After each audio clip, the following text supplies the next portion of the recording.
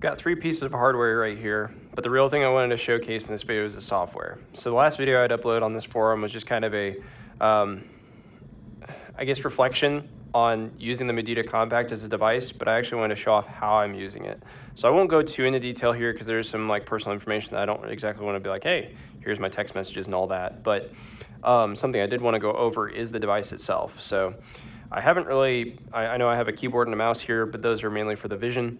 I thought using the Vision would be a cool way to record this video, very personal. But big thing here is the device. So I have the black silicone case. It's a very simple device.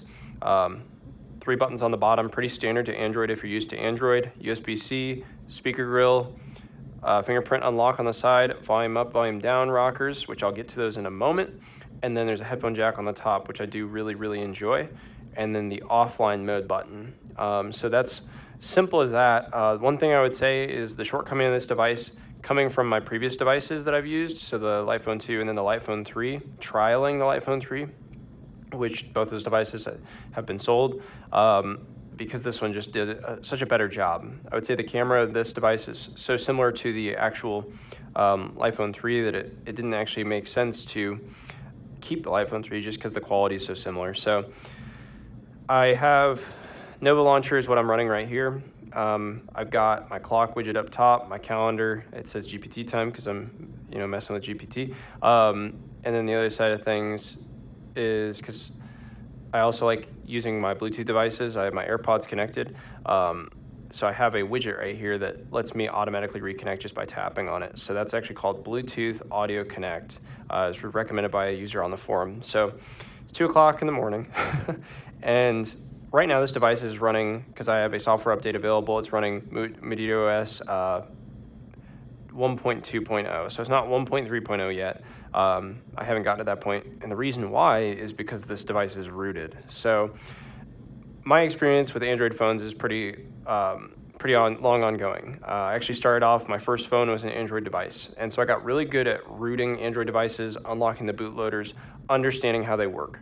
Because I bought and sold them on eBay. I would get devices that didn't have a software, like an operating system on them, and I would load one on, and then I would essentially call it fixed at that point, be able to sell it. This device is a lot easier to do that with. Someone already had a patched boot image available, so I flashed it, and what that gave me is access to what we call, so if I go to the settings here, System, Micro G. So Micro G gives me access to Google Play services, like a very small version of it. So it doesn't have all the things, but it has enough to at least enable some of the basic Google apps. So my Messages application of choice, because one of the beautiful things about this device is that it lets you sideload applications, is Google Messages. I had done a forum post a while ago talking about my main setup, and I mean, this keyboard and this mouse, they do matter a lot because I do like using either the Vision or even just a standard computer as my main methods of communication. So email is a big thing, checking my email, honestly, as little amounts of time a day as possible. And then also being able to, I don't even have email on this thing anymore. I actually started off with email and then I kind of got rid of it. Maybe I'll go back to it, but honestly, I've been okay without it so far. So it's a very custom setup for the way that I do things on a daily basis, and I'm sure it will change over time. So Google Messages is extremely beneficial because I can access my messages on the Vision, on the web browser, or I can do it on my computer on the web browser. I can do that to send people attachments, type longer messages, all those things. It's been really amazing. It doesn't have RCS support yet. That's something that just is not enabled on the Google Messages app. It gets stuck in this pairing mode issue, and that's something I think on the Light Phone 3 I had issues with as well. It just says pairing constantly. I'm using Visible Wireless, which is an NVMO for Verizon here in the US. So that could be part of the problem. I know some people have said that RCS sits on pairing for a long time with Verizon, but it's something where SMS has worked well enough and MMS has worked well enough that I haven't had to worry. Yes, images sometimes are kind of rough around the edges when I send and receive, but at the same time, I've also found that even sending them through the web browser version of Google Messages somehow sharpens them up. It works well enough, and honestly, with the Light Phone 2, I wasn't sending images at all, so I kind of got used to that. Second app is the Books app, co-reader. So I'm actually in the middle of a book on here right now. I think it was, Tools of Titans by Tim Ferriss. Mess with the font sizes, all sorts of things, and it just works the way that I need it to. It allows me to read through books throughout the day, and I really enjoy it. AntennaPod is kind of my catch-all for all my media. One of the wonderful things about this device is not only does it support a physical SIM card and eSIM card, but it also has a micro SD card slot. So I popped a 128 gigabyte micro SD in here, and that catches all my audio format content that I like to utilize on a daily basis. So whether that be podcasts, which I try to limit to ones that don't have any kind of sponsorships, and if I don't have that as an option, then I'll usually use a tool called Pipe to pull video off of like YouTube and convert it to audio, so I can just do audio format, because this thing is not designed for video consumption. Voice recorder is great for simple notes. I honestly don't use that app that much. Phone is pretty awesome too. It's just the stock Mudita OS phone app. I won't go into that just because personal information. The music app is kind of cool too. It's actually Oxio. So I use this for every Friday is when unreleased music comes out for the few artists that are generally under 20,000 followers that I follow. I like listening to music from them, and so I'll go on sometimes Pipe because YouTube is usually the place where that unreleased music hits first, and then I'll get access to music on there and I can listen to that unreleased stuff. It's so cool because a lot of stuff isn't even finished projects. Stuff that's really early on in development. So these artists are constantly crafting with sound design, and they're testing it on crowds around the world. So it's really cool to listen to that and kind of be at the edge of that music. Voice is actually a shortcut. So I've got, like I said, I don't have email on here, but I do have a web browser, and I actually use eInk Bro. If you're familiar with eInk Bro in the eInk community, it's my main browser, but it's actually mainly used as a downloader app. So I actually have it titled as downloader when I go to my search. Downloader.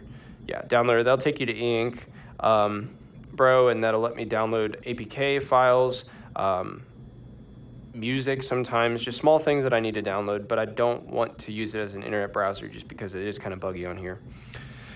So Google Voice is actually what I use for mainly like property management stuff. So I do stuff with real estate, and Google Voice was kind of critical for me to communicate with tenants. So I had some challenges with the light phone too, staying in touch with people, especially contractors, which I like to be able to access on Google Voice, just so I have different channels of communication. Google Voice is not my personal number, and so I want to make sure that I have a effective way of communicating and not missing information. So if I don't have email on here, I do have call forwarding set up, so Google Voice forwards phone calls from external numbers to my main phone, but at the same time, I can go on here and actually text. So that's been pretty nice too. Waze is awesome. I actually started out using organic maps, and then I switched to, there was one other one that people had really recommended, and then I just switched to Waze out of the blue. I think it was just because the other maps applications just weren't quite cutting it on the UI side of things. They also didn't allow me to add stops, which is one of the big things. When I'm traveling, when I am using navigation, I'm generally going to be adding a stop to my route, whether it be a gas station. I just want to be able to plan that out. This Maps application is actually the stock Mudita Maps app. It's gotten better over time, but I just don't use it really. I've got it here as kind of a test run since it does do, I think, walking directions as well. Gallery, that's Google Photos. I think it's a micro version of Google Photos, so it's just the Google Gallery app. And then Bluetooth Audio Connect, that's what powers this widget up here. So that allows me to switch to, if it works, it should allow me to toggle between different audio devices, but at the same time, it always keeps my AirPods up as a primary, so it's just there in case they don't connect. I've got it connected to my car too. Timer, that's just the clock application, AOSP, Android open source project clock app that is on the system already, but I wanted to have a shortcut to it to use a timer, because one of the big complaints is, how do I know how to boil my egg? And I want to make sure that my egg is boiled in the right amount of time. I don't boil eggs, but that was one of the concerns people had. ChatGPT, this does not work yet, really, so this is yet again another Mozilla shortcut. So Mozilla, it's actually really, really hidden on here. So if I go down here and I go to my Niagara settings, I don't want to update it right now, and I go to, I think it's features, and then hidden apps. It's actually here, and what I did was I removed the title. So I can't even search for the app now. I almost would do the same with Downloader, but I do actually use the e-ink Pro app for web browsing, just some simple stuff, which I then funnel anything that I'm browsing on e-ink Pro into my Instapaper app, so I can use Instapaper to more effectively read through articles, because usually I'm not in a position to read it all the way through. Spotify Lite, that was a big plus. I do use Spotify to listen to music, and Spotify Lite has been great for this device because it's so much lighter than the standard Spotify app. It loads faster, it works better, gives me access to all the controls I like to have on the spot. So like right now I was jamming out to some Seth Hills, and it's cool because I can toggle the audio quality here, like songs. Cool thing is when you hit shuffle, it actually, if you hit shuffle, so it took me out of now playing, but it will basically turn the buttons white that are actually available to use, and it will gray out the ones that aren't available to use, so it'll let you know pretty easily what's toggled and what's not. Notes is just the standard stock Mudita and Notes app. I have used that for tracking some information. I just really don't use it that frequently, so that's cool and all, but one thing I do really like too is the control center. The control center on this device is amazing. Having access to all the tools, backlight control, all those amazing things. It really just does everything I wanted to from the Light Phone 2 and more. I have to be honest, I tried to access the Android layer on the Light Phone 2, and it just was, the refresh rate was the issue with the display. I think the Mudita Kompakt constantly runs on, I think people say fast mode, and so even though it's not like amazingly fast, it gets the job done. The other thing too is just being able to sideload apps. I don't have anything more than what I need. Like by the time I moved to this device, I already had done, like, simplified all the stuff on the iPhone that I was using before to just the basics that I wanted. But I got tired of carrying around an e-reader at the same time, and so that's why this was pretty amazing. I didn't want to get a Big Me Palma because it was huge, not Big Me Palma. I didn't want to get a Big Me Highbreak because it was so big. I wanted something compact, and this thing has been amazing. So back to that music app, one of the things I really do like is just flipping the offline switch at nighttime when I just kind of winding down and just listening to music through some actual analog headphones. I'll use AirPods on the go because it does support, this is a big thing. It took so long for Light to actually bake in Bluetooth controls from the AirPods. And by the time they had baked it in, it was not even worth worrying about anymore because I didn't have integration with the apps that mattered, AntennaPod or music playback, just those apps that actually fit the bill and make things efficient. Because I'm all for having some friction to the daily setup because it's good. It helps kind of corral you in the right direction. Like I don't have any apps on here. Like there's apps on here. It's crazy. Out of the 10 apps that are on here, I still don't even use all of those. I think I had actually tracked the usage using an app called Stay Free, and there's only 3 apps that I use at this point, and it totals like 8 minutes a day. It's just nuts. Because the other thing too is if I have a long text I'm responding to, I'm going to do it on my computer. So really cool how that works. One thing that I did do on this device before updating to 1.2 is I got the app key mapper, and I set a key map shortcut to tap and hold the bottom volume and the top volume button to get access to the camera. So now I can take a photo. One thing that I missed that the Light Phone had was a focus button. So like the 2-stage shutter was pretty amazing on the Light Phone 2. Well, the app Open Camera lets you remap the volume button to be a focus, and you get your shutter that pops up. I've actually used this to like take pictures of like just a check for a contractor or something like that. Things that I don't want to carry around I do still have an old iPhone that I could use as a work phone if I wanted to, and maybe I do on occasion if I need to take a high quality photo, but this gets me by in a pinch. It does everything I need and nothing more. And the cool thing is having a key map to open the camera, which is something I missed from the Light Phone, but bummer is this phone just doesn't have enough physical buttons to be able to support a key map other than the volume down then up. So it works pretty well. I can't really think of much else that's like worthwhile to cover. I do like having the clock widget up here because it lets me set my alarms. Alarms I know are not the most reliable on this device. So I still am kind of using that old phone to use as a secondary alarm. It's just a safety. Hopefully that's something they improve on. I have had them work somewhat, but it's still not consistent enough. The volume is another big hindrance.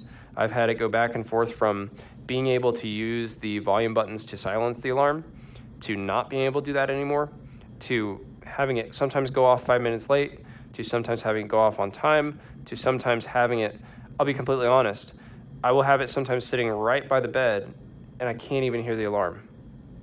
Or I can hear it, but it's just not as loud as I would expect it to be.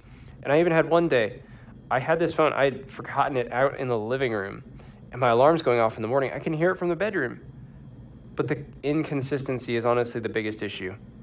If they can fix that, I think that's one of the biggest hindrances of this device next to RCS, and honestly, RCS isn't even a necessity. Like, I've gotten by totally fine, and the biggest concern is just the fact that depending on what carrier you use, how much they compress your images. Other than that, I found it to be pretty reliable. I mean, I'm at the point now where there's not much that I use the iPhone for, maybe email at most, just to review my email at the end of the day to see if I had anything, because I don't want to break out the computer or the Vision or anything like that. But I think it gets the job done pretty well. I would highly recommend it. I know that this didn't cover everything in the greatest extent. Tough thing is, it's my personal phone, so there's a lot of personal information on there that I just, because of how simple the apps are, it's going to show it off right away if I open the app. And so that is kind of where I'm at with it, but I still thought it'd be cool to walk through it, and that was odd. I guess it just like locked itself. Odd. Those weird bugs. But over time, I know that I know that Mudita seems to have a better runway. They've actually got a development roadmap, timelines as to how fast they want to fix these issues. And honestly, they've been able to, aside from the whole accessibility permissions fiasco, if you've been on the forums, you know. But aside from that fiasco, they have actually fixed issues that they've set out to fix. I'm really happy they got rid of the logo on the lock screen. I'm really, really happy that they have just made the device easier to use. They've gone in the right direction, I think, with it too, by having a standalone desktop application versus a server-based application that doesn't let you do everything you'd like to do. The issue I had with the Light phone is I couldn't even download the music that I had uploaded to it. It's like, if I want to move to a different phone, or if I ever want to pull those songs back off this device, how do I do that? There was no way to do it. They would just end up with these really encrypted names with these strings of characters. So if you have any questions about the setup, feel free to let me know. I mean, it doesn't cover in full detail all the apps that I have on this phone, because there are more apps on here. But at the same time, a lot of it is just personal applications because it's a personal phone. And they just get used on a daily basis. Also, dual tone flash. Last time I had dual tone flash was on like an iPhone 5 SE, I think is what it was. Such an amazing feature. I mean, for what it's worth, it's one of the cheapest phones I've ever bought, and it's one of the highest value in return on investment, because a lot of people don't quantify how much time you save by effectively using technology. Hope you enjoyed. Let me know if you have any questions, and I'll see you next time.